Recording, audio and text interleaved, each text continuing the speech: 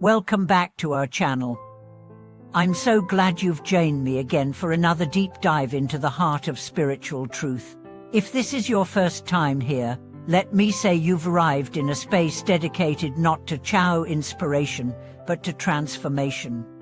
Today's topic might challenge you, it might make you uncomfortable, but if you stay with me, it may also bring you closer to the essence of the path.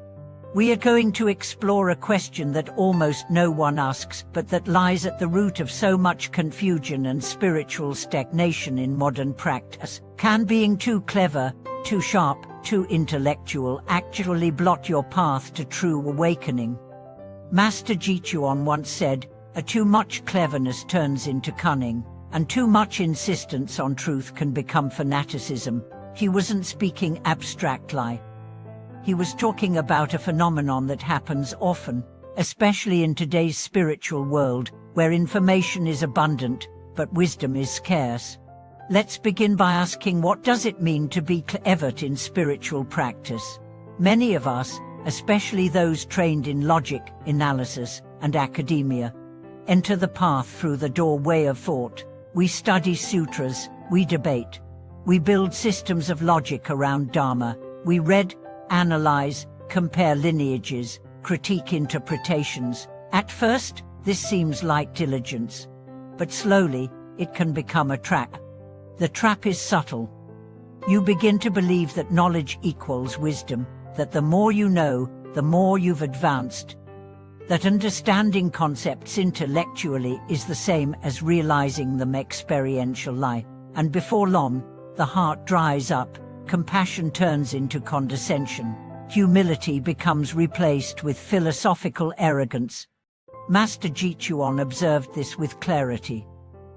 He spoke of practitioners who start sincerely chanting, meditating, practicing precepts, but after a while, they become obsessed with being trite.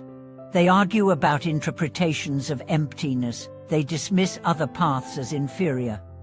They memorize the sutras but forget their meaning. They speak of non-duality, but treat others with dualistic disdain. One of the most dangerous places to be on the path is to be almost awakened, to have just enough understanding to think you've made it, but not enough to realize how far you still have to go. Let's consider a real-world story. In a Buddhist study group in a major city, there was a man named Eric, brilliant, articulate, and deeply knowledgeable. He had read every major Buddhist text multiple times. He quoted Nagarjuna, Ju General, and Tsongkhapa with ease. But during group practice, he rarely closed his eyes. During chanting, he stood aside. During meditation, he fidgeted, as if waiting for something more advanced. One day, a newcomer asked, "What does it mean to really have compassion?" Eric gave a 30-minute lecture. The newcomer said, "That sounds amazing, but I still don't know how to feel it." Eric frowned. "Then you didn't understand." That's when a senior teacher stood up and said, "Eric, when someone asks for water, don't give them the chemical formula. Give them a cup." Eric was silent. That was the turning point for him. You see, the Dharma is not just to be understood. It is to be lived. It's not a philosophy. It's a path, a medicine, a mirror, and the moment we start using the Dharma to elevate ourselves above others, to feel smarter, superior, more refined, we have stepped off the path and into the territory of ego cloaked in robes. Master Chuan spoke of this directly. He said, "The Dharma is not here to be possessed. It is here to possess you." Let's explore that. To possess the Dharma means to try to own it, to master it, to make it a badge of spiritual identity. But to be possessed by the Dharma means to surrender, to let it reshape you, to let it strip you of all certainty or pride or pretense. The truly awakened ones never speak as if they know. They speak as if they're always discovering. They don't say, "I've realized." They say, "I'm still waking up." There's another layer to this discussion. When we become overly intellectual in our practice, we begin to dissect the teachings like a science experiment. We want to understand how karma works in exact equations. We want to pin down emptiness into a model. We seek to verify rebirth empirically, and while these inquiries are not wrong, they are not liberation. Liberation is not a theory. It's a shift. It happens in the heart, not the brain. Let's tell the story of an old monk named Renking. He lived in a remote monastery and could barely read, but every day he swept the floors with devotion, chanted the name of Amitabha with unwavering sincerity, and treated every guest with radiant kindness.